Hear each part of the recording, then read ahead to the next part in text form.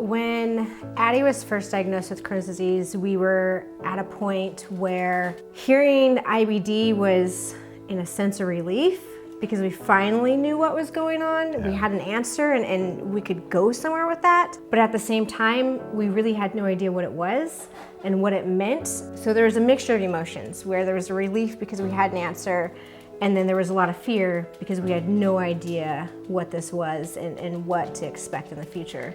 I would think I was just in a state of shock. Didn't really fully anticipate the diagnosis, and I just remember sort of having these conversations through a fog. Yeah, I think that when we first heard that as the diagnosis, it was very unexpected, so it was kind of that shock and sort of disbelief and, you know, what sounds like a really serious diagnosis and talking about surgery and all sorts of scary stuff. When a child develops a chronic illness, whatever the diagnosis is, we parents want to make it better and easier for them. We often shoulder much of the burden in making sure our children engage in the checks and balances that will make them succeed. We try to make sure that they are doing well, and we continually think about and plan for their future needs.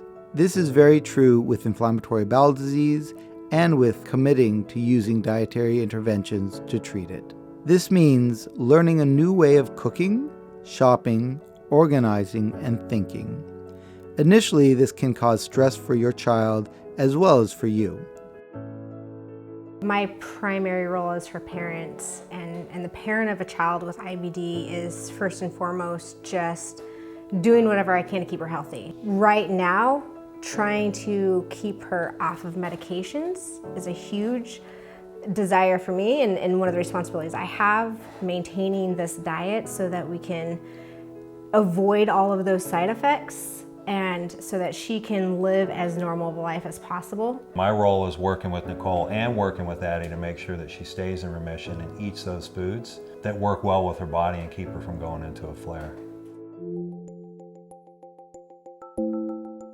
It was a lot of work in the beginning. It was a lot of work, and you have to read every single label in the grocery store, and you quickly realize that mostly if something has a label, you're not going to buy it because there's going to be sugar or starch or something in there. I guess in the beginning I remember taking literally hours in the grocery store, sort of combing through things, and you really don't want to make a mistake. I just remember Joel coming home from work, and the kitchen was always, every single day, it was like an explosion. I had made like 3 different recipes. I was putting stuff in the freezer, and it was just like, it was a train wreck. I mean, I was tearing my hair out trying to learn new recipes, but pretty quickly he said, you know, this is really hard. We have to change what we're doing. It was just too much stress. Stress is absolutely normal on the SCD, especially in the beginning stages. The stress decreases over time as you incorporate the SCD into your lifestyle and it becomes a normal part of your life. Here at Seattle Children's, we've done a number of studies on the SCD. One of them, we looked at the stress levels when starting the SCD. And there was no doubt there was both parental and patient stress. But what was really interesting is that over the 12-week period that individuals were on the diet, the stress levels decreased dramatically as it became a part of their life. While no magic bullet exists to solve all these stressors, there are solutions. First, realize that stress is absolutely normal. Second, give yourself credit for all that you have done, and remember to give yourself a break. Finding some time for yourself is essential. Relax or exercise. I'm a very big fan of exercise, as it has been shown to both decrease stress and improve overall health. Third, find support. Surrounding yourself with a good support network and a solid community is key to positively handling stress and staying successful on the SCD. In my practice, I've had some families shop and cook for one another and share meal plans. Other SCD families get together on a regular basis for play dates and outings. It helps. Support's huge in something like this. Nicole joined a whole bunch of SCD groups, and that's where she started getting a lot of feedback and learning different recipes, which is kind of one of the cool things that she gets to do now. She gets to be part of that support network and help new families who are coming into this, teach them some of the things that, we've learned along the way as well. There's a lot of Facebook groups that we're in. So SCD Families is a big one, and that's a huge one for people starting out in this diet and using it as nutrition, because there's just a wealth of knowledge. At this point, we buy the same, we go to Trader Joe's every weekend, we buy the same food every week, cook with the same routines every night, and I don't ever get out a cookbook anymore. It kind of all runs on autopilot, and it's actually, ironically, way less stress than I used to have in the kitchen before the diagnosis. Now the cooking every night, we do it together.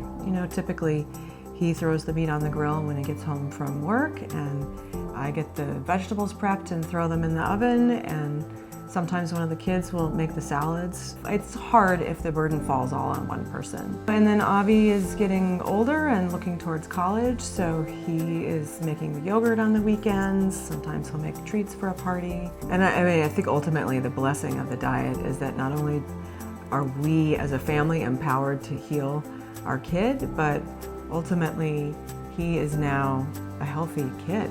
He has this chronic illness. He has this diagnosis of Crohn's disease, but he's actually a healthy kid. And normally you don't have those two things together, and it's because we've been able to heal him with food. It's amazing. Yeah, it's work, and there's some stress with it, and there's other things that go with it, but there's a huge upside to it. You're the one making your kid better, and that is, it's a hugely motivating and reinforcing part of this. We just feel good about it. In the beginning, it was very daunting. It was overwhelming, but once you get past that part, life becomes a lot easier, and it doesn't feel like any extra work. Once you get past that, it levels out, and it becomes easy again, and you look back and it was completely worth it. A final stressor for the family can be patient resistance to being on the diet. This is especially true for some adolescents when the diet interferes with social activities. It's absolutely important to listen to your child and their concerns. If your child is absolutely against the diet and there are no workarounds to change his or her mind, listen to them. You can find a different treatment option while they're growing up. The SCD will be around for a long time, and if it's not right for them now, they may find that it's right for them at another stage in their life. In short, stress is a normal part of starting the SCD. Remember to make sure you give yourself and your family kudos for making the SCD work. But just as important, give yourself a break for any bumps that may occur on the road.